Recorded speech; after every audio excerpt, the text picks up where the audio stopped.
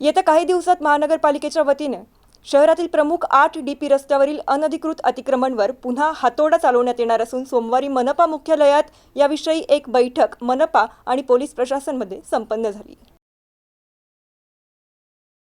महानगरपालिका प्रशासनाकडून शहरात पुन्हा एकदा JCB मार्फत अनधिकृत बांधकामे आणि मालमत्ता तसंच हातोडा चालविण्याची तयारी सुरू झाली असून या संदर्भात सोमवारी मनपा आयुक्त G. श्रीकांत यांनी पोलीस विभाग मनपा अधिकाऱ्यांची संयुक्त बैठक घेऊन अतिक्रमण विषयी सूचना आणि आदेश दिले। मनपा प्रशासन या अगोदर शहरातील प्रमुख 8 DP रोड आणि टोटल स्टेशन सर्वे करून मार्किंग करण्यात आली आहे। यात चंपा चौक ते जालना रोड, दिल्ली गेट ते हर्सुल टी पॉइंट ते सावंगी बायपास, 7 हिल ते सुदगिरणी चौक ते उस्मानपुरा भाजीवालीबाई, नक्षत्रवाडी ते सोलापूर बायपास, रेणुका माता मंदिर ते सातारा परिसर, कांचनवाडी गट नंबर 42 लॉ कॉलेज आदी भागातून कारवाई सुरू होणार असून यासाठी पोलीस प्रशासनाकडून सुद्धा बंदोबस्त तैनात करण्यात येणार आहे। मनपाकडून तयारी होताच त्या भागातील रस्त्यावरील अनधिकृत बांधकाम पाडण्याची कारवाई करण्यात येते।